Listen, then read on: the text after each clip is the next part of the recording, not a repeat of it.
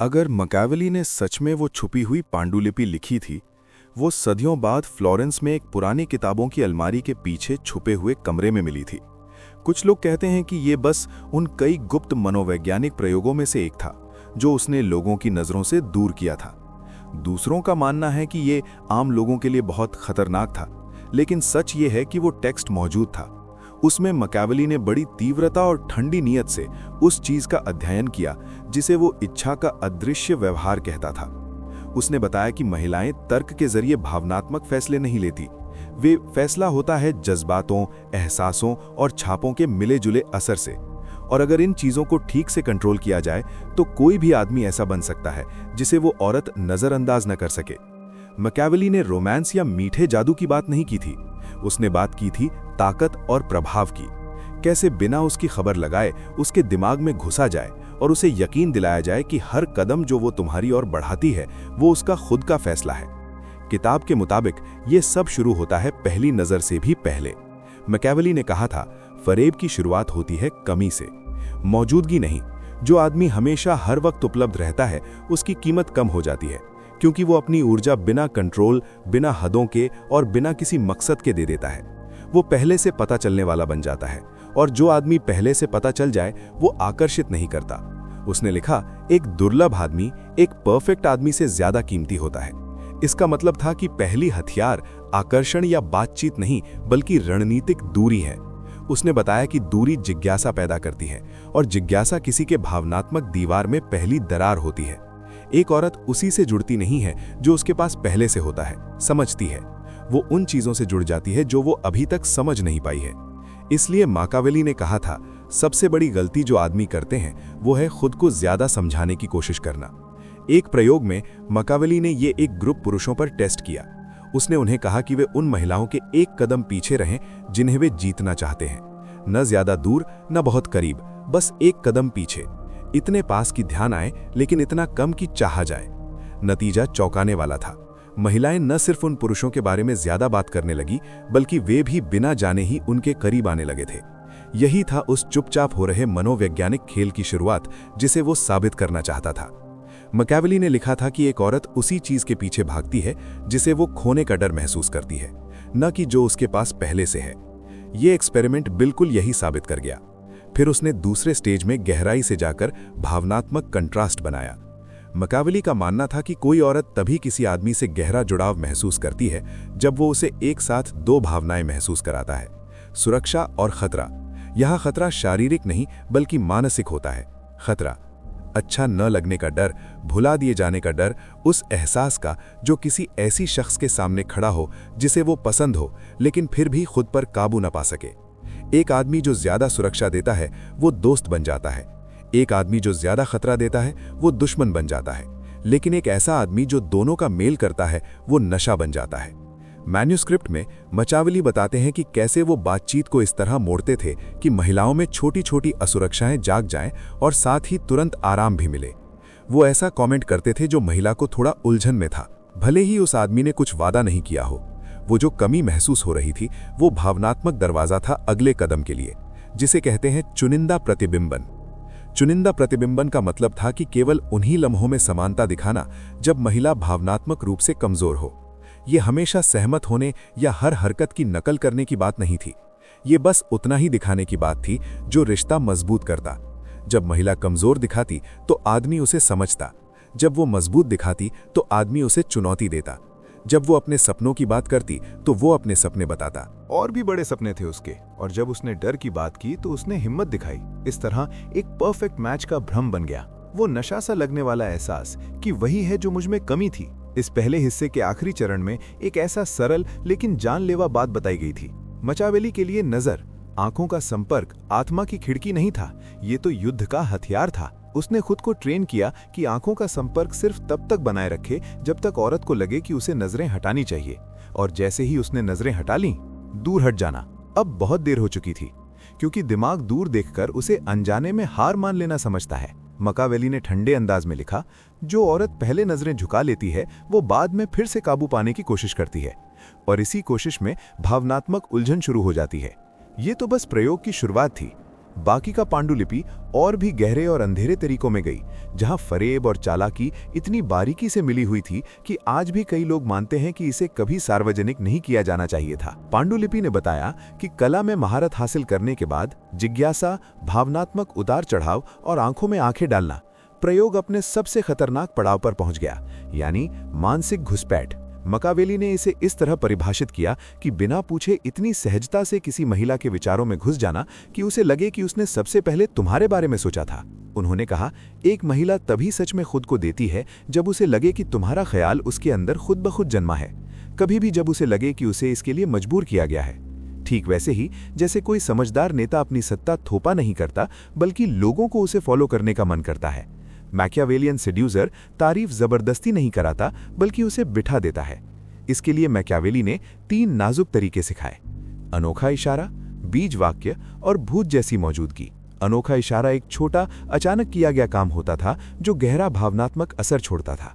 ये कुछ ज्यादा बड़ा या अनुमानित नहीं होता, बल्कि ऐसा डिटेल होता जो उसके दिमाग में खास होने का एहसास जगाता।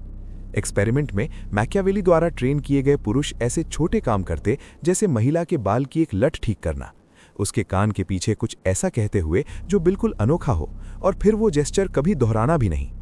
इसका असर बेहद गहरा था। बिना जाने महिलाएं उस दोहराव का इंतजार करने लगीं जो कभी हुआ ही नहीं। उसकी कमी में वो जेस्चर उनके भीतर और भी गहराता गया। मकावेली ने लिखा था, अनोखा जेस्चर यादें बनाता है, यादें चाहत पैदा करती हैं और चाहत से इच्छा जन्म लेती है। दूसरा तरीका था सीड फ्रेज। मकावेली मानते थे कि कुछ खास शब्द सही समय पर कहे जाएं तो वो किसी महिला के दिमाग में ऐसे अंकित हो जाते हैं जैसे अंदर से कुछ आवाजें थीं। घंटों तक, कभी-कभी दिनों तक ये समझने की कोशिश करते रहे कि उनका असली मतलब क्या था। यही मकसद था। सीड फ्रेज को तुरंत समझने के लिए नहीं बनाया गया था, ये अपने आप चुपचाप पनपने के लिए था। तीसरी तकनीक, जिसे मकावेली सबसे उन्नत मानता था, वो थी भूत जैसी मौजूदगी। यहाँ आदमी को ये सीखना होता था कि अपनी भावनात्मक छापें कैसे छोड़नी हैं जो उसकी गैर मौजूदगी में भी बनी रहें। न कोई संदेश, न कोई जोर डालना, बल्कि एक मानसिक मौजूदगी। मकावेली सिखाता था कि चाल ये थी कि छोटी छोटी गैर मौजूदगियों को छोटी छोटी भावनात्मक डिलीवरीज की वजह से एक चक्र बन जाता था, जिसमें औरत खुद ही सोचने लगती थी कि वो कहाँ है, क्या कर रहा है, या अभी तक क्यों नहीं आया। राज ये था कि ऐसा लगे कि वो उससे बड़ी किसी चीज में व्यस्त है, लेकिन कभी भी ऐसा न लगे कि वो बेपरवाह है। टेस्ट में देखा गया कि जब कोई आदमी गहरी बात के बाद कुछ घंटे के लिए गायब हो जाता था, तो औरत बेचैनी और उम्मीद दोनों के बीच प्रतिक्रिया करती थी, और यही भावनात्मक खालीपन था जहां असली सिडक्शन और मजबूत हो जाती थी। मकावेली ने कुछ लिखा था, इस स्टेज पर जो सबसे परेशान करने वाली बात है वो ये है कि एक औरत तभी किसी मर्द के बारे में ज़्यादा सोचने लगती है जब उसे एहसास होता है कि उसके ऊपर उसका पूरा कंट्रोल नहीं है। मर्द की गलती ये थी कि उसने कंट्रोल बहुत जल्दी दे दिया। उसने देखा कि जब औरत को लगता है कि वो मर्द की हर प्रतिक्रिया को समझ सकती है, तो वो उसे जल्दी ही न्यूट्रल कैटेगरी में रख देती है, मतलब ऐसे लोग जो कोई खास भावनात्मक असर नहीं डालते। लेकिन जब वो मर्द को समझ नहीं पाती तो उसके दिमाग में तरह तरह की थ्योरी, सीन और संभावनाएं बनना शुरू हो जाती हैं, और जितना ज्यादा वो कल्पना करती है उतना ही ज्यादा भावनात्मक रूप से उससे जुड़ती चली जाती है। मौजूदगी। एक औरत की कल्पना मेरी ताकत है, उसने लिखा था। यहीं पर फरेब पूरा होता है। फिर पांडुलिपि में चौथे चरण का जिक्र था, यानी अजेय पहचान बनाना। मकावेली का कहना था कि एक औरत को गहराई से बहकाने के लिए सिर्फ आकर्षण, मौजूदगी या रहस्य होना काफी नहीं है। जरूरी है कि एक ऐसा भावनात्मक किरदार बनाया जाए जो उसकी कमजोरियों से मेल खाता हो। उसने कहा, हर दिल में एक दरार होती है, जो बहकाता है वही उस दरार को ढूंढना जानता है और खुद को उसके मुताबिक ढाल लेता है। इसीलिए एक्सपेरिमेंट के दौरान मकावेली ने हर आदमी से कहा कि वो ध्यान से देखे कि महिला क्या कहती है, नहीं कि वो क्या बोलती है। खामोशी हमेशा शब्दों से ज्यादा कुछ बताती है, और जब कोई औरत, चाहे अनजाने में ही सही, कुछ बोल देती है, एक छोटा सा इशारा, कोई अधूरा याद, एक दूर की नज़र या एक उदास आह, यही मकावेलेवियन सीड्यूसर अपनी पहचान बनाता था। वो बेहतरीन पहचान कोई नकली रोल नहीं था, ये आदमी का असली रूप था, लेकिन ठीक से तय किया गया। वो अपनी मान्यताओं को रखता था, लेकिन कुछ बातों को खास तौर पर उभारता था। महिलाओं ने जिन खूबियों को बहुत अहमियत दी, वो छिपा दी, वो सारी आदतें जो जादू जल्दी टूट सकती थीं। ऐसा था जैसे वो अपनी छवि को इस तरह संवार रहा हो कि वो उनकी भावनात्मक ज़रूरतों से मेल खाए। इसमें उसकी बात करने का तरीका, आवाज़ का लहजा, हंसी मजाक, बैठने का अंदाज और यहाँ तक कि उकसावे पर उसकी प्रतिक्रिया भी शामिल थी। उस प्रयोग में शामिल महिलाओं द्वारा छोड़े गए डायरी में कई ने लिखा कि ऐसा लगता था जैसे वो बिना किसी कोशिश के उन्हें समझ जाता था। उन्हें पता ही नहीं था कि ये समझदारी असल में सोची समझी, सवारी हुई और उनकी अनजानी उम्मीदों के हिसाब से ढाली गई थी। इस दूसरे हिस्से के अंत में मचावेली ने एक वाक्य लिखा जिसने चालाक बहकाने की पूरी सोच को संक्षेप में बता दिया। एक महिला किसी आदमी से प्यार नहीं करती, वो उस खुद की उस छवि से प्यार करती है जो उसके सामने होने पर जाग जाती है। ये वाक्य बाकी पांडुलिपि को दिशा देता है, जो और भी गहरे महिला मनोविज्ञान के अंधेरे पहलुओं में जाएगा और उन रणनीतियों में भी जिन्हें वो आम आदमी को सिखाने के लिए बहुत शक्तिशाली समझता था। पांडुलिपि का तीसरा हिस्सा सबसे अंधेरे पहलुओं में दाखिल हुआ। ध्यान दो, वो पूरी तरह से गायब नहीं हो रहा था और हमेशा मौजूद भी नहीं था। ये मौजूदगी और गैर मौजूदगी के बीच एक नाजुक नृत्य था, तीव्रता और सोची समझी उदासीनता का मेल। मचावेली ने कहा कि एक महिला को ये महसूस होना चाहिए कि आदमी की अपनी एक दुनिया है, एक ऐसी दुनिया जिसमें वो दाखिल होना चाहती है, लेकिन जिसे वो केवल आंशिक रूप से ही उसके लिए खोलता है। जब कोई आदमी पूरी तरह से उपलब्ध हो जाता है तो उसकी भावनात्मक अहमियत कम हो जाती है। जब वो पूरी तरह से दूर हो जाता है तो उसकी प्रासंगिकता खत्म हो जाती है।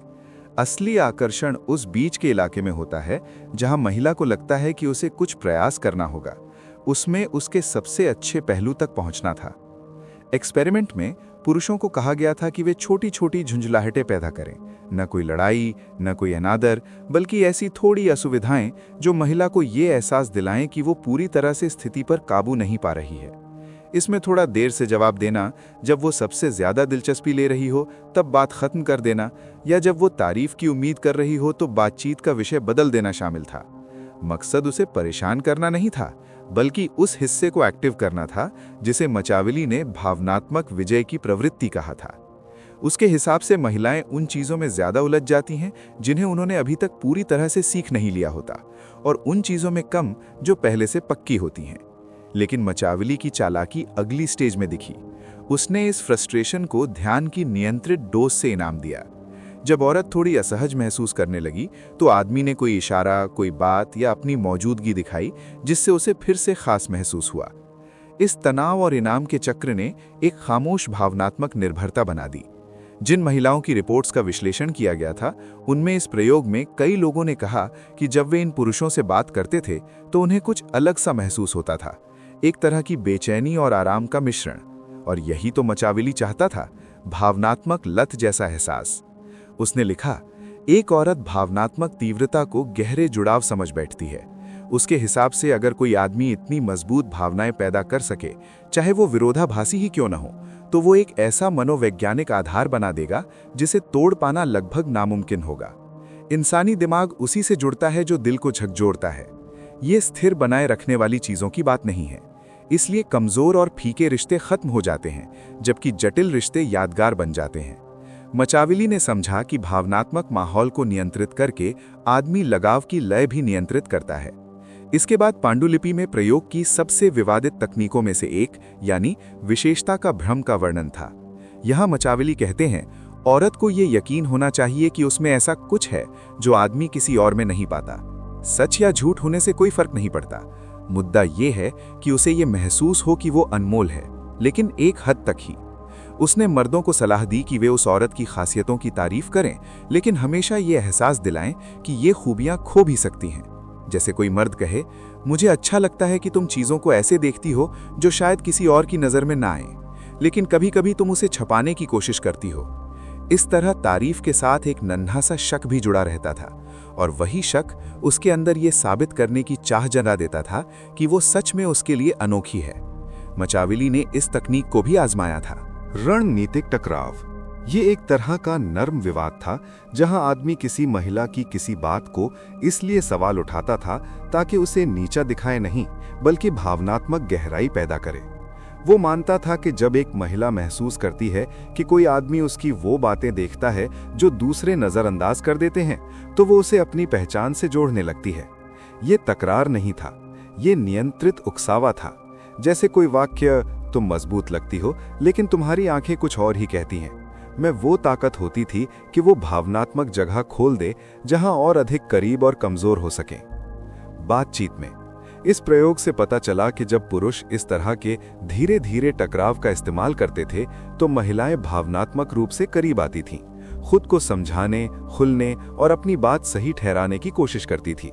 वे समझी जाने की चाह रखती थीं, और जब उन्हें लगता था कि सिर्फ वही पुरुष ही उन्हें समझ सकता है तो एक निर्भरता वाली रिश्ता बन जाता था। मैकियावेली ने लिखा है, एक महिला अपना दिल उसी को देती है जो उसकी उलझनों को समझता है, इसलिए नहीं कि वो उसे समझता है बल्कि इसलिए कि वो मानती है कि वो उसे समझता है। फर्क बहुत ही सूक्ष्म था, लेकिन चालाकी बहुत गहरी थी। फिर पांडुलिपि ने इंड्यूस्ड एम्प्टीनेस की तरफ बढ़ना शुरू किया। ये मैकियावेली का सबसे पसंदीदा और सबसे खतरनाक तरीका था। उसने कहा कि जब कोई भावनात्मक रूप से बहुत गहरा पल हो तो आदमी को धीरे धीरे बिना किसी को पता चले पीछे हटना चाहिए। बात गायब होने की नहीं थी, बल्कि भावनाओं की तीव्रता कम करने की थी। औरत जो उस पल की गहराई की आदत होती थी, तुरंत उस भावनात्मक खालीपन को महसूस करती थी और उसे भरने की कोशिश करती थी। मैकियावेली के जमा किए गए रिपोर्ट्स में कई औरतों ने माना कि वे अक्सर उन्हीं पुरुषों के बारे में सोचती थीं जब आदमी थोड़ा पीछे हट गया। उसने कहा, कोई भी उस शख्स को याद नहीं करता जो हमेशा उसके साथ होता है। हम तो उन्हीं को याद करते हैं जो हमें कुछ खास देते हैं और फिर थोड़ी देर के लिए गायब हो जाते हैं। इस तरीके ने रहस्य को और गहरा कर दिया, आदमी की भावनात्मक अहमियत बढ़ाई और सबसे बड़ी बात, औरत को हमेशा इंतजार की हालत में रख दिया। और जब औरत इंतजार में होती है तो आदमी जो भी करता है वो सबसे छोटा काम भी बड़ा, खास और यादगार लगने लगता है। इस हिस्से के अंत में मैकियावेली ने कहा कि ये सब कोई फरेब नहीं था, बल्कि भावनात्मक कंडीशनिंग था। उन्होंने कहा, एक कंडीशन दिल निर्भरता को प्यार समझ बैठता है, और उस वक्त तक ये प्रयोग बिल्कुल उसी दिशा में बढ़ रहा था। पांडुलिपि के चौथे हिस्से में वो मोड़ सामने आया जिसे मैकियावेली ने पॉइंट ऑफ नो रिटर्न कहा। ये वो दौर था जब औरत बिना ये समझे कि कैसे हुआ आदमी से भावनात्मक रूप से जुड़ने लगती थी। मैकियावेली ने कहा कि ये पल बहुत नाजुक होता है, लगभग अदृश्य, लेकिन पहचानने में कोई शक नहीं। जो लोग देखने समझने में माहिर होते हैं उन्होंने इसे ऐसे बताया, वो बिंदु जब वापस लौटना मुमकिन नहीं होता तब आता है जब औरत सोने से पहले उस आदमी के बारे में सोचती है और सुबह उठते ही उसे उसके बारे में सोचना बंद नहीं कर पाती। ये प्यार नहीं होता, ये मानसिक घुसपैठ होती है। इस स्थिति तक पहुंचने के लिए मैकियावेली ने एक तरीका बताया जिसे उसने सोची समझी कबूलियत कहा। उसने कहा कि किसी आदमी को औरत के दिमाग में घुसने के लिए ऐसा कुछ बताना पड़ता है जो दिखने में तो बहुत निजी लगे, लेकिन असल में सिर्फ उसके जज्बातों को खोलने का जरिया हो। ये कबूलियत हो सकती है, बहुत गहरा नहीं होना चाहिए था और ना ही बहुत हल्का। उसे इतना असली लगना था कि वो यकीन कर सके कि उसे उस आदमी का वो हिस्सा मिल रहा है जो किसी और को नहीं मिला। प्रयोग में पुरुषों ने छोटी छोटी रणनीतिक कमजोरियां साझा की, जैसे कोई पुरानी डर, कोई असहज बचपन की याद या कोई अधूरी इच्छा। कुछ ऐसा नहीं जो उनके अहंकार को सच में जोखिम में डालता, लेकिन इतना जरूर कि महिला की देखभाल करने की प्रवृत्ति जाग जाए। और जब महिला ने इस प्रवृत्ति को सक्रिय किया, जब उसे लगा कि उसे उसकी छुपी हुई कोई खास बात पता चल गई है, तो कुछ हुआ। उसके अंदर कुछ बदल गया। उसे खास, चुनी हुई और जरूरी महसूस होने लगा। मैकियावेली इसे सहानुभूति के जरिए भावनात्मक पकड़ कहता था। उसके मुताबिक एक औरत के लिए इससे बड़ी ताकत कोई नहीं होती कि वो ये विश्वास करे कि उसकी मोहब्बत में उस आदमी के भीतर कुछ दर्द को ठीक करने की ताकत है, भले ही वो दर्द असल में बनाया गया हो या खास तौर पर बढ़ा चढ़ाकर बताया गया हो। एक्सपेरिमेंट में शामिल महिलाओं के रिपोर्ट्स में से कई ने लगभग एक जैसी बातें कही थीं। वो बाहर से तो बहुत मजबूत लगता था, लेकिन अंदर से बहुत इंसानी। मैं उसके करीब रहना चाहती थी ताकि उसे समझ सकूं बेहतर। यही तो मैकियावेली सुनना चाहता था, वो दोहरी भावना जो साधारण आकर्षण को मानसिक आकर्षण में बदल देती है। उसके बाद औरत सिर्फ आदमी में रुचि नहीं रखती थी, वो पूरी तरह जुड़ गई थी। लेकिन ये सोची समझी कबूलियत अकेले काम नहीं आई। मैकियावेली ने इस तरीके को एक और जरूरी चीज के साथ जोड़ा, चुनिंदा सुरक्षा। यहां आदमी ने एक खास तरह की देखभाल दिखाई जिससे औरत को लगा कि वो उसे गहराई से समझता है और उसकी कमजोरियों का ध्यान रखता है। उसने कभी ये नहीं कहा मैं तुम्हारी रक्षा करूंगा, लेकिन ऐसे छोटे छोटे इशारे किए जो बिना बोले ये बात जाहिर करते थे। एक नज़र जो उसकी असहजता को उसके बोलने से पहले ही पकड़ लेती थी, एक आसान सी बात जो उसकी अनिश्चितता को तोड़ देती थी, किसी अजीब पल में हल्का सा हस्तक्षेप। ये देखभाल स्वाभाविक लगती थी, जैसे एकदम दिल से आती हो, और उसी वजह से ये इतनी असरदार थी। मकावेली ने लिखा था, चुनी हुई सुरक्षा किसी औरत को बदले की चाहत देती है। उसे लगता है कि उसे कुछ वापस देना चाहिए, और इस मामले में वापस देना मतलब था ज्यादा भावनात्मक देना, खुलापन, ज्यादा भरोसा, ज्यादा मानसिक समर्पण। बहुतों के उलट ये आदमी नहीं था जिसने पहले खुद को महिला को जीतने के लिए दिया, बल्कि महिला थी जिसने खुद को सुरक्षित महसूस करके गहरी भावनाएं जाहिर करनी शुरू की ताकि उस रिश्ते को मजबूत कर सके। और जितना ज्यादा वो खोलती गई, उतनी ही ज्यादा वो असहाय हो गई। मकावेली ने देखा कि जब कोई महिला खुद को बहुत ज्यादा खोल देती है तो वो आदमी के लिए अनजाने में ये चाहत पैदा कर देती है कि वो उसके करीब रहे, न कि क्योंकि उसने मांगा हो, बल्कि क्योंकि उसने खुद का एक हिस्सा पहले ही दे दिया होता है। अगला, हाथ में लिखा तरीका तो और भी गहरा था, उल्टा आईना दिखाना। तब तक आदमी कुछ ऐसी खूबियां दिखाता था जो रिश्ता मजबूत करती थीं, लेकिन इस मोड़ पर मकावेली ने उसे सिखाया कि उसकी कुछ तकलीफों और इनसिक्योरिटीज को भी दिखाए, ताकि उसे चोट न पहुंचे, बल्कि उसे एक तरह से समझा जाए, जैसे कोई सम्मोहित कर रहा हो। उल्टा आईना दिखाने का मतलब था बड़ी नफासत और सटीकता से उन कमजोरियों को पहचानना जिन्हें वो खुद किसी को बताती भी नहीं थी। ये कुछ बड़ा होना जरूरी नहीं था, बस आदमी को छोटी छोटी बातें नजर आ जाएं, बस इतना काफी था। हिचकियां, छुपी हुई डर, वो खामोशियां जो बहुत देर तक बनी रहती थीं, मुस्कानें जो तनाव छुपाती थीं, और फिर वो ये बात बड़े सोच समझकर चुने हुए शब्दों में कहता, तुम हमेशा मजबूत दिखने की कोशिश करती हो, लेकिन मुझे पता है कि कुछ चीजें तुम्हें उतना थका देती हैं जितना तुम खुद मानती नहीं। या फिर तुम सबकी देखभाल करती हो, लेकिन कोई सच में तुम्हारी देखभाल नहीं करता, है ना? कई महिलाओं के लिए इस तरह की भावनात्मक समझना बेहद आकर्षक होता है। मकावेली द्वारा विश्लेषित संवादों में कई महिलाओं ने माना कि उन्होंने कभी खुद को इतना सच्चाई से देखा महसूस नहीं किया था।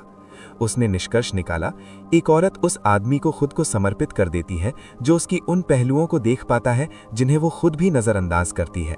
ये एक खतरनाक रिश्ता बनाता है, लगभग आध्यात्मिक, जो औरत को आदमी से जोड़ देता है इससे पहले कि वो खुद इसे महसूस कर पाती। ये जुनून नहीं था, बल्कि भावनात्मक निर्भरता थी जो अंतरंगता के रूप में छुपी हुई थी। इस प्रक्रिया के बाद मकावेली ने सबसे अहम कौशल पेश किया, प्रोग्राम्ड साइलेंस।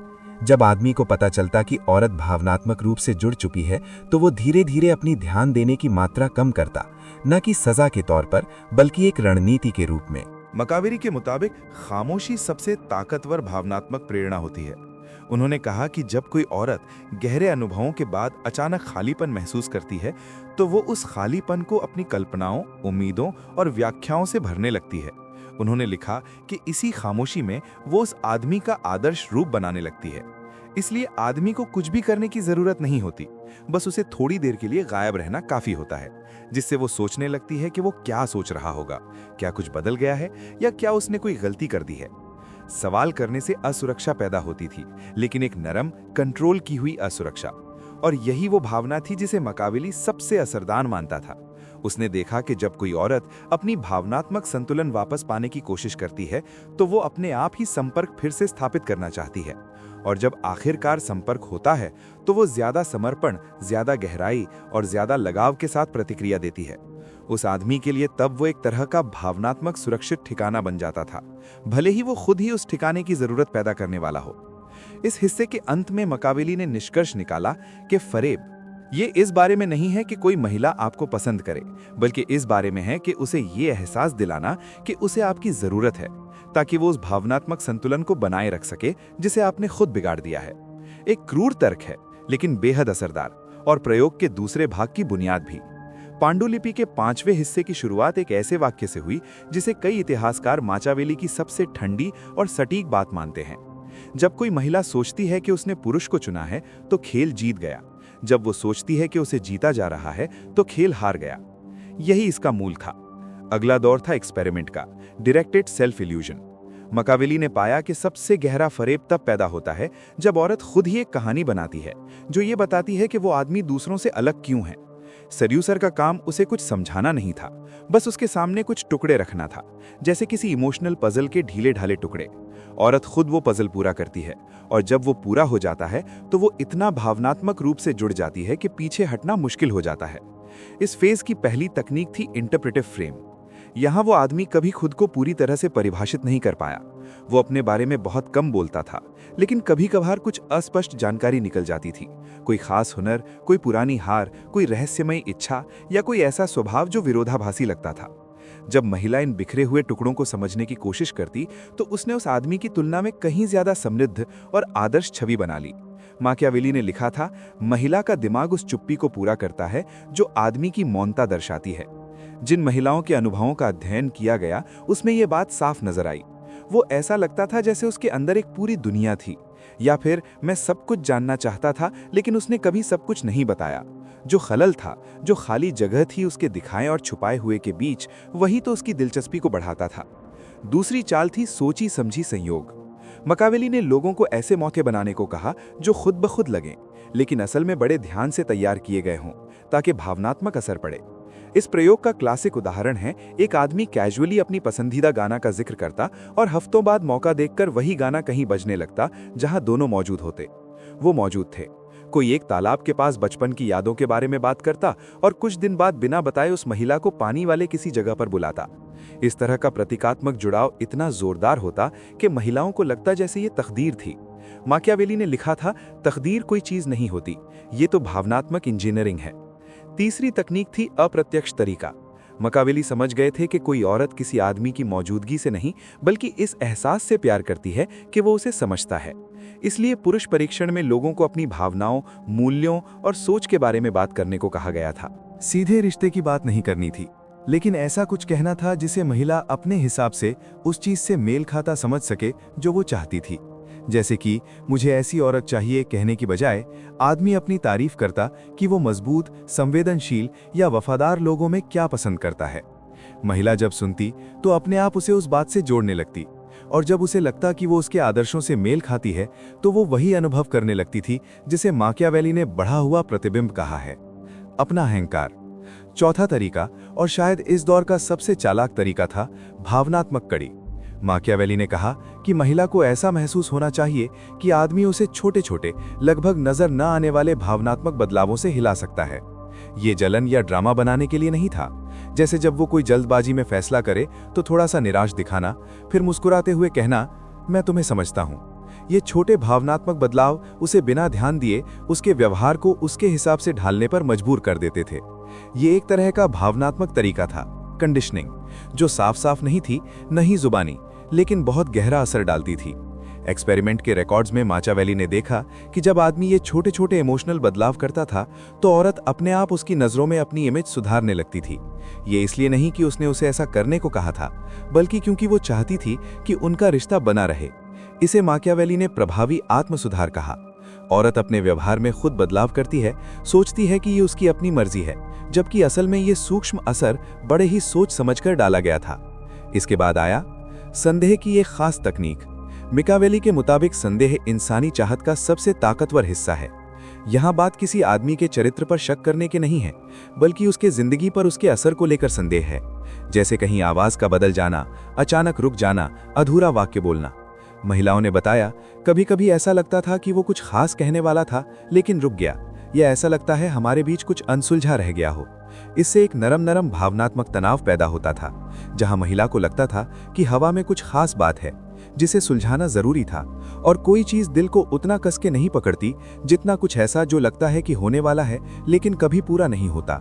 इन सब बातों का विश्लेषण करते हुए माकियावेली ने नतीजा निकाला कि फरेब देना एक सीधी रेखा नहीं है, बल्कि एक भावनात्मक सर्पिल है। हर मोड़ महिला को बिना महसूस कराए उसके केंद्र के और करीब ले आता है। वो सोचती है कि वो आदमी को समझ रही है, जबकि असल में उसे सावधानी से इस तरह से गाइड किया जा रहा है कि वो उसके हर कदम को अर्थपूर्ण समझे। इस चरण का अंतिम हिस्सा, मैन्युस्क्रिप्ट में देर से भावनात्मक बीजारोपण का जिक्र था। वो पल जब आदमी लंबे तनाव और खुलापन के चक्रों के बाद अचानक कोई ऐसी बात कह देता है जो गहरी लगती है।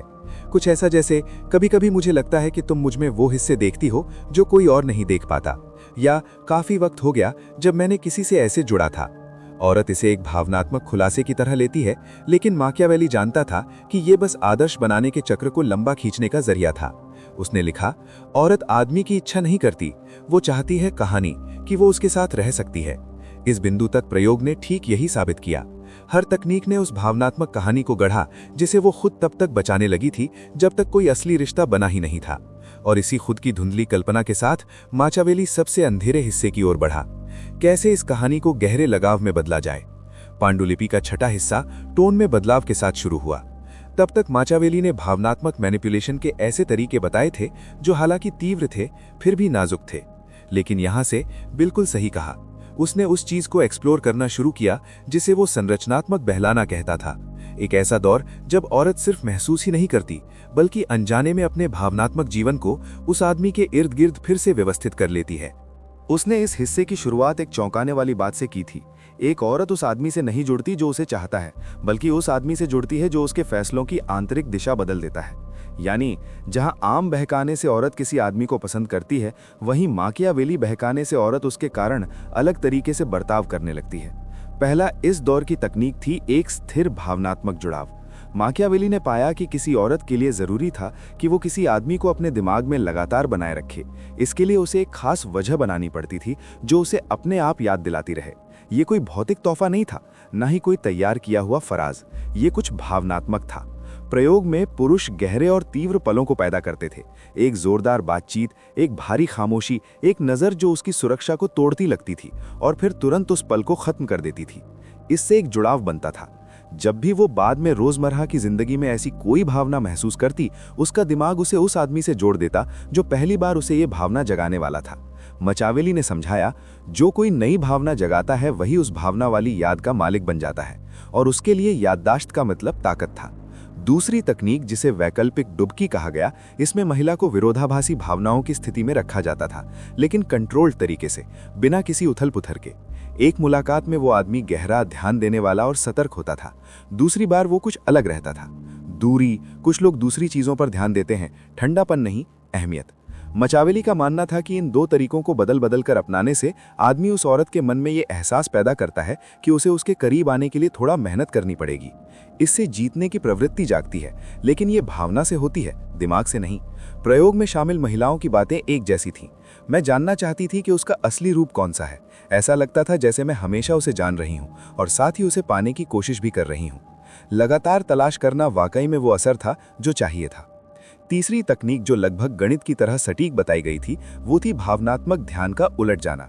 ज्यादातर आदमी जैसे महिला की मंजूरी पाने की कोशिश करते हैं, उसके बजाय माकियावेली अंदाज का सेड्यूसर महिला को उसकी मंजूरी पाने पर मजबूर करता था। छोटे छोटे सूक्ष्म अंदाजों से, जो आलोचना नहीं होते लेकिन खुद को जानने पर मजबूर कर देते। जैसे कि कभी कभी मजाक लगता है कि तुम कुछ भावनाओं से बचते हो, या तुम मजबूत हो लेकिन बहुत गर्वित भी। ये वाक्यांशों ने हमला नहीं किया, उन्होंने बताया कि उन्होंने महिला को ऐसा महसूस कराया कि उसे उस पुरुष के सामने अपनी असली पहचान दिखानी चाहिए, और असलियत दिखाते हुए वो भावनात्मक रूप से खुद को खोल बैठी। जितनी ज्यादा वो खुलती गई, उतना ही ज्यादा वो जुड़ती गई। माकियावेली ने लिखा, एक महिला तभी प्रयास करती है खुश करने का जब उसे लगता है कि उसकी गहराई में कोई उसे देख रहा है, और यही प्रयास उसने लगाव की असली शुरुआत माना। चौथा तरीका था विरोध के जरिए निर्भरता। माकियावेली जानता था कि एक महिला वो खुद को स्थिर चीजों से नहीं जोड़ती थी, बल्कि उन चीजों से जुड़ती थी जो बदलती रहती थीं। इसलिए आदमी कभी कभी भावनात्मक सहारा देता, कभी उसे चुनौती देता, कभी वो नरम होता, कभी गंभीर, कभी करीब, कभी दूर, हमेशा संतुलन बनाए रखता, बिना किसी अतिशयोक्ति के। ये भावनात्मक उठापटक उलझन नहीं बल्कि गहराई पैदा करती थी। महिला कभी ठीक से नहीं जान पाती थी कि उसे कौन सा रूप मिलेगा, और यही अनिश्चितता उसे रोमांचक और लत लगने वाली लगती थी। आदमी एक साथ रहस्य और एक सुरक्षित जगह बन गया था, इतना जटिल कि वो उसे आकर्षित करता था, इतना स्थिर कि वो उसे दूर न धकेल दे। माकियावेली द्वारा विश्लेषित रिकॉर्ड्स में कई महिलाओं ने कहा, वो अच्छे तरीके से अनिश्चित था, मैं उसे पूरी तरह समझना चाहती थी। और माकियावेली के लिए किसी को समझना चाहना मतलब पहले से ही भावनात्मक रूप से फंस जाना था। इस चरण की पांचवी तकनीक सबसे चालाक थी, साथ साथ बढ़ने का भ्रम। यहाँ आदमी महिला को ऐसा महसूस कराता था कि वो उसके साथ साथ बढ़ रही है। सीधे कहने के बजाय वो चुपचाप उसे गहरे स्तर पर ले जाने की दिशा में मार्गदर्शन करता था। वो सोच में पड़ गया। उसने ऐसे सवाल किए, तुम जिंदगी से सच में क्या चाहती हो? इन पलों में खुद को क्यों नुकसान पहुंचाती हो? क्या तुम्हें पता नहीं चलता कि तुम कितनी बदल रही हो? ये सवाल उस औरत को खुद के अंदर झांकने पर मजबूर कर गए और उसने इस प्रक्रिया को उस आदमी से जोड़ लिया। मकावली ने लिखा है, जो भी उसकी बढ़त का आईना बन जाए वो अनमोल हो जाता है, और अनमोल होना ही वो भावनात्मक स्थिति थी जिसे मकावलेवियाई फरेबी को अंतिम चरण पर काबू पाने के लिए हासिल करना था। खत्म करने से पहले इस हिस्से में माकावेली ने उस पल को बयां किया जब महिला पूरी तरह से फंस गई थी, जब उसने अपने भीतर ही सारे आदमी के कमजोरियों, गैर मौजूदगी और गलतियों को सही ठहराना शुरू कर दिया था, जब उसने खुद से ये समझाना शुरू किया कि वो आदमी ऐसा इसलिए है क्योंकि उसने बहुत कुछ सहा है, उसका तरीका अलग है, उसे बस थोड़ा वक्त चाहिए। माकावेली के मुताबिक इस दौर में रिश्ता काफी मजबूत होता है। महिला आदमी का बचाव नहीं कर रही होती, बल्कि उस कहानी का बचाव कर रही होती है जो उसने उसके साथ बनाई होती है, भले ही वो कहानी सच ना हो। अभी तो बस शुरुआत थी, और इसी मोड़ पर प्रयोग अपने पूरे काम के सबसे गहरे और परेशान करने वाले हिस्से के करीब पहुंचा। पांडुलिपि का 7वां हिस्सा मकावली के एक आम नोट से शुरू हुआ। अब हम औरत का अध्ययन नहीं कर रहे थे, अब हम उस इंसानी दिल का अध्ययन कर रहे थे जो अपनी चाहतों का सामना करता है लेकिन उन्हें कंट्रोल नहीं कर पाता। ये रणनीतिक फरेब से गहरे लगाव की ओर बदलाव था, वो भावना जो किसी औरत को अपने व्यवहार, प्राथमिकताओं और यहां तक कि अपने विश्वासों को भी बदलने पर मजबूर कर देती है। मकावली ने कहा था कि सिडक्शन के 3 स्तर होते हैं, सतही, भावनात्मक और अस्तित्ववादी। ये प्रयोग अब तीसरे स्तर पर पहुंच चुका था। इस चरण की पहली तकनीक थी ऑर्बिटिंग प्रेजेंस। मकावली ने बताया कि इस स्तर पर आदमी को अब शारीरिक रूप से मौजूद रहने की जरूरत नहीं थी, ना ही रहस्य बनाने की कोशिश करनी थी। महिला के मन में पहले ही उसके इर्द गिर्द एक पूरी दुनिया बन चुकी थी। अब मकसद था इस अंदरूनी गति को मजबूत करना। मकावली का सेडक्टर उस वक्त प्रकट होता था जब वो रणनीतिक पल चुनता था। वो तब कमजोर होती थी जब वो बहुत खुश होती थी, जब वो किसी गहरी बात के बारे में सोच रही होती थी। वो कभी भी अचानक नहीं दिखता था, पर हमेशा ऐसे लगता था जैसे वो अचानक ही आ गया हो। ऐसा लगता था जैसे वो ठीक वहीं मौजूद हो जहां उसे भावनात्मक तौर पर उसकी जरूरत थी, भले ही वो खुद भी न जानता हो। और ये लगातार होने वाली ये बात एक आध्यात्मिक जुड़ाव का एहसास पैदा करती थी। मकावली ने लिखा था, जब एक औरत को लगता है कि तुम सही वक्त पर दिखते हो, तो वो मानने लगती है कि तुम उसके किस्मत के हिस्से हो, और उसके लिए किस्मत बस इतना ही था, बिल्कुल सही टाइमिंग के साथ मैनिपुलेशन। दूसरी तकनीक थी निराशा को पोषित करना। माचावेली ने कहा कि औरत को एक साथ ही तृप्ति और कमी महसूस करनी चाहिए, वो कमी जो तकलीफ नहीं देती बल्कि बुलाती है। ये नरम निराशा तब पैदा होती है जब आदमी गहरी भावनात्मक निकटता के बाद कुछ ऐसा छोड़ जाता है जो अधूरा, अनकहा या अनसुलझा रह जाता है। औरत को लगता है कि अभी और भी कुछ है, और भी खोजने को है, और भी समझने को है, जैसे बातचीत हमेशा सबसे दिलचस्प जगह पर बीच में ही रुक जाती हो। इससे जो माहौल बनता है, माचावेली ने अनंत वक्र को ऐसा भावनात्मक सफर बताया जो कभी खत्म नहीं होता, हमेशा उम्मीद देता है लेकिन कभी पूरी तरह पूरा नहीं होता। विश्लेषित रिपोर्टों में महिलाओं ने कहा, हमारे बीच हमेशा कुछ बड़ा होने का एहसास था। मुझे लगता था कि उसे जानने के लिए और भी बहुत कुछ है। ये भावना एक अदृश्य भावनात्मक जेल थी। तीसरी तकनीक थी लक्षित वल्नरेबिलिटी। यहां आदमी अपनी खास कमजोरियां दिखाता था, ना कि दया पाने के लिए बल्कि साथ मिलकर समझ बनाने के लिए। वो अपनी जिंदगी के ऐसे पहलू दिखाता था जो साझा करने में बहुत भारी लगते थे। किसी से भी नहीं, बल्कि एक नियंत्रित तरीके से शेयर किए गए थे। ये कोई विनाशकारी राज नहीं थे, बल्कि इंसानी कमजोरियां थीं जो उस औरत को ये महसूस कराती थीं कि वही अकेली है जो उसे समझ सकती है। और जब एक औरत को लगता है कि उसे किसी आदमी का असली पक्ष, भले ही एक छोटा सा हिस्सा ही सही, पता है, तो वो एक भावनात्मक जिम्मेदारी महसूस करती है कि वो वहीं रहे। मकावेली ने लिखा है कि एक औरत उस चीज को छोड़ती नहीं जिसे वो मानती है, बस वही चीज उसे बनाए रखती है। और इस दौर में वो आदमी का एक करीब का रूप बनाए रख रही थी, भले ही वो रूप सोच समझकर बनाया गया हो, बना रहता था। चौथा तरीका था गर्माहट का बीच बीच में आना जाना। माचावेली का सेड्यूसर एक दिन गहरी भावनात्मक निकटता देता और अगले दिन बिना कोई वजह बताए हल्का और ठंडा दूरी बनाए रखता। ये अस्थिरता नहीं थी, बल्कि एक लय थी। इस बदलाव ने एक चक्र बनाया जिसमें महिला को लगता कि उसे उसका गर्मजोशी भरा पक्ष वापस जीतना है, और जब उसे लगता कि उसे फिर से जीतना है, तो वो अपने आप ज्यादा निवेश करने लगती है। मकावेली इसे लगाव का मुख्य तरीका मानता था, महिला की लगातार कोशिश उसके सबसे अच्छे पहलू तक पहुंचने के लिए। उसने इसे ऐसे समझाया, जब तुम्हारा सबसे अच्छा हिस्सा कम होता है तो वो अपनी खुद की उम्मीद की मालिन बन जाती है, और उम्मीद इंसानी चाहत का सबसे मजबूत ईंधन होती है। 5वीं तकनीक थी झलकती हुई कनेक्शन। यहाँ आदमी धीरे धीरे औरत की भावनाओं, डर और सपनों को प्रतिबिंबित करने लगा। उसे नियंत्रित करने के लिए नहीं, बल्कि उसे ये यकीन दिलाने के लिए कि वो उसे उस स्तर पर समझता है जहाँ कोई और नहीं समझ पाता। ये वो दौर था जब वो उसके वाक्य पूरे करता, उसकी प्रतिक्रियाओं का अंदाज़ा लगाता, उसकी अभिव्यक्तियों को समझता। ये सब कुछ उस औरत को उसके साथ भावनात्मक रूप से जुड़ा हुआ महसूस कराता था, और जब दो भावनात्मक लय एक जैसी हो जाती हैं तो दिमाग उसे एक अनिवार्य घनिष्ठता के रूप में समझता है। प्रयोग की रिपोर्ट में औरतों ने लिखा, ऐसा लगा जैसे उसने मेरी बात कहने से पहले ही मुझे समझ लिया था।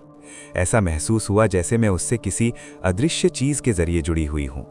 वो अदृश्य कनेक्शन असल में भावनात्मक इंजीनियरिंग था। इसके बाद मकावेली ने आंतरिक समाकलन की तकनीक तक पहुंच बनाई। यहाँ आदमी की मौजूदगी अब और जरूरी नहीं था कि वो शारीरिक हो या जुबानी। वो आदमी उस औरत के अंदर रहता था। रोजमर्रा के छोटे छोटे फैसलों में वो सोचती थी कि वो कैसे प्रतिक्रिया देगा।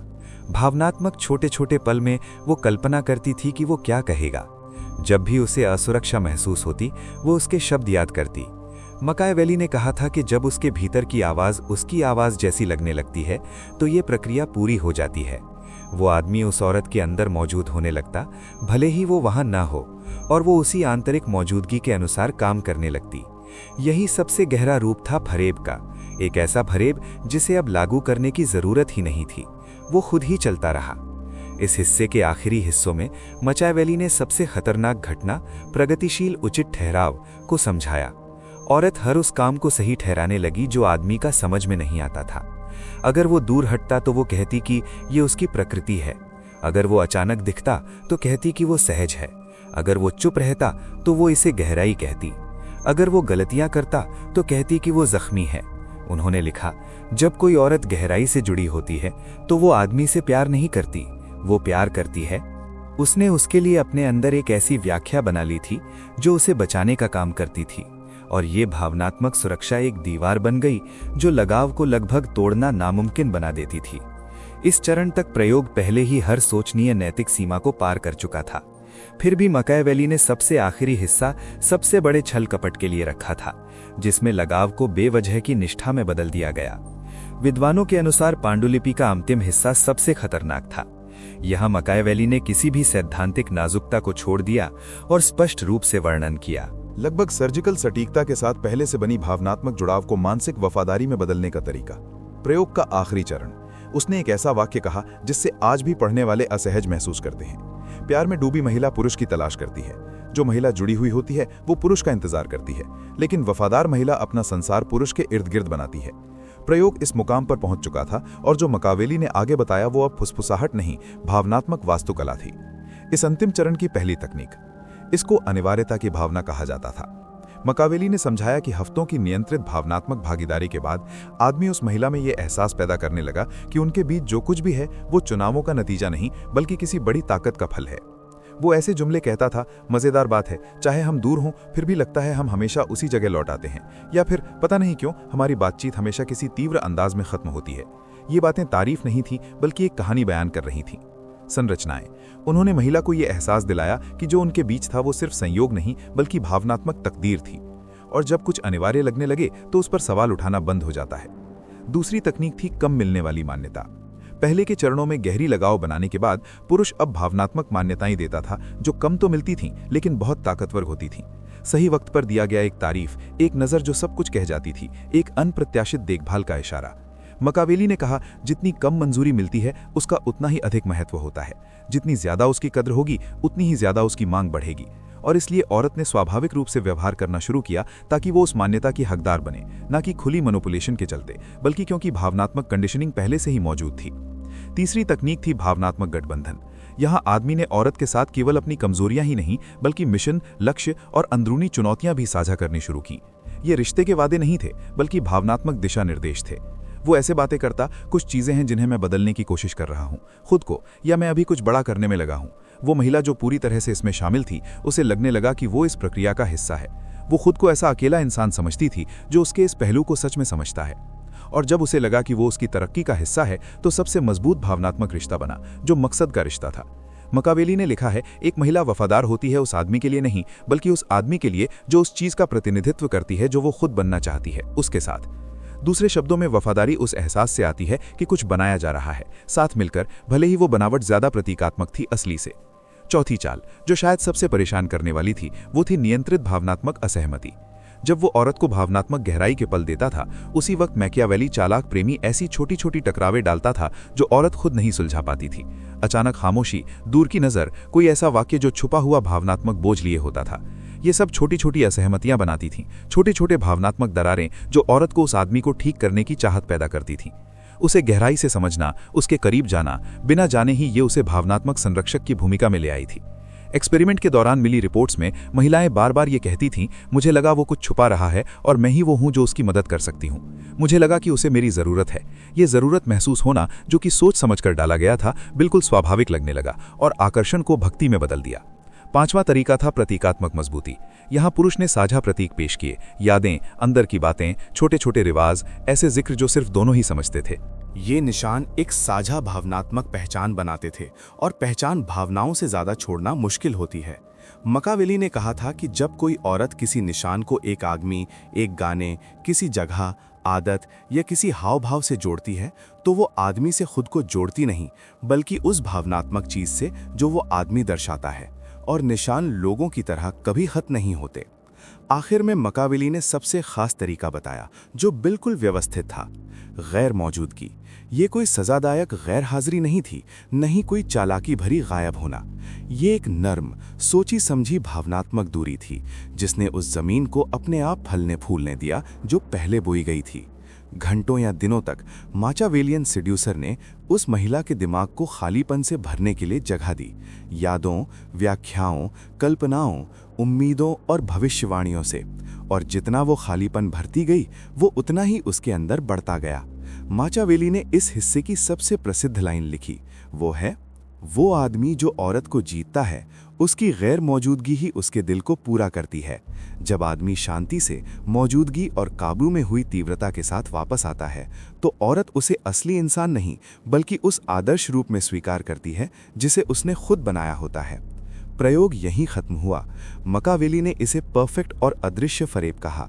जब औरत इसे समझ लेती है, तो वो अब फरेब में नहीं होती, वो पहले ही बंध चुकी होती है। और इस तरह वो पांडुलिपि खत्म हुई, जिसे सदियों तक कुछ लोग विज्ञान कहते रहे, कुछ लोग क्रूरता और कुछ लोग पूरी अंधकार। जबरदस्त।